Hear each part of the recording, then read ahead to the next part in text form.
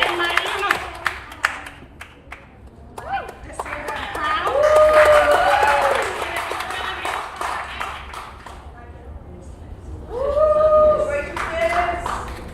So while preparing for this talk, I thought I might share a poem, a short poem that highlights some of my journey. So bear with me because it's a little rough. Black, disabled woman, in need of care, caregiver, and community builder, all at once. As I move from the margins towards the middle, an evolution of grappling with facts of my identity to operating in my authenticity, my pride sometimes runs the binary of peacocking to covering up and hiding.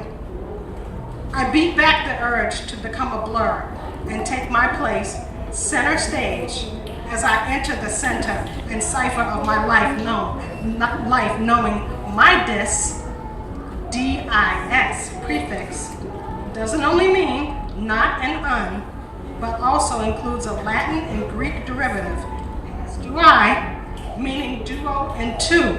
Hence, my DNA is yet another grand set of helix strands swirling in the world. My biology and lived experience has informed my biography, and what's natural for many of us is deemed abnormal and often found on the receiving end of backward policies, negative attitudes, and unwelcoming spaces. Looks of surprise, sometimes disgust, spread across many faces.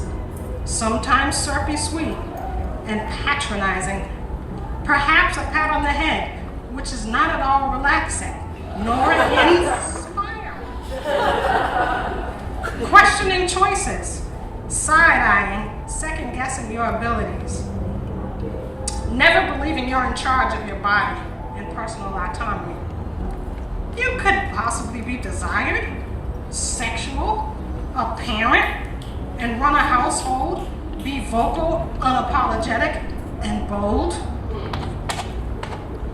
Expectancy is to stay quiet, humble, to be grateful for all that you've been given, and sorry for taking up space. Aww. Never are you to complain and be a bitter crip. Who are you to make waves? The devaluation of disabled bodies noted globally and across the media landscape. Here I sit among many, working to change that narrative, to increase quality of life and peace of mind for folks living at the margins, the intersection of disability, race, and gender, to ensure we make the radar and are pulled from obscurity. Open more doors to capital and opportunity. It would be my campaign promise if I were running. But it will be part of my legacy. Black, disabled, woman, whole, cracked, complete, here, comprehensively. And if you're feeling any part of that, then I get a raise for this.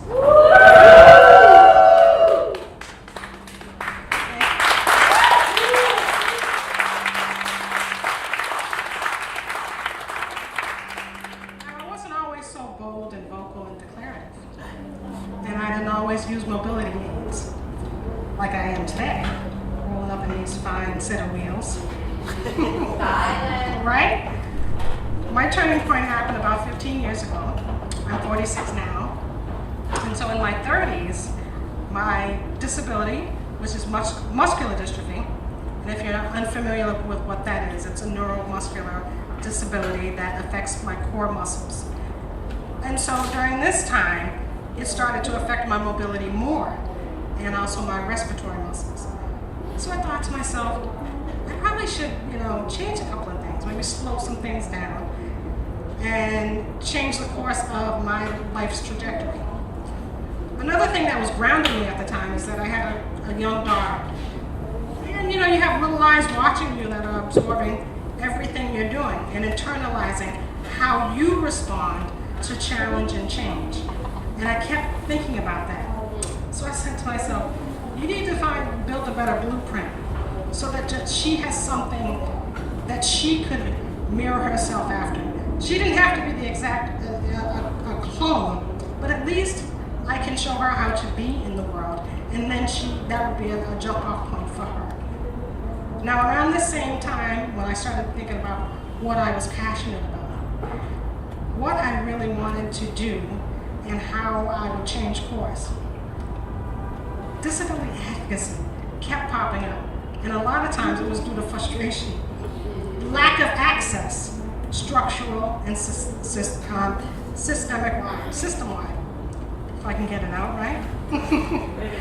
And so the universe, the grand design that it is, all of a sudden when you decide that you want to do something, conversations start happening. You could be watching something on TV. You could be passing by people talking. And lo and behold, what I discovered were more and more people who were mobilized in such a meaningful way, working towards collaborative effort to increase quality of life through beneficial policies. And I gotta tell you, this is the most transformative thing that has happened to me by availing myself to diverse advocacy circles, where you're coming into contact with so many people of diverse abilities, whose life experience doesn't always mirror your own, but they are like-minded. And I think that type of growth happens when you get out of your comfort zone. Growth happens when you're uncomfortable. And that's how you move forward. And I am so proud to be part of a dynamic community of movers and shakers that want to get shit done. Right? They want change. Right? And so, that's basically my story, my basic story, because there's so much happening all the time. And I'm just so proud to be a Black disabled woman and doing my thing out here. And if you're feeling any part of that, give me a raised fist.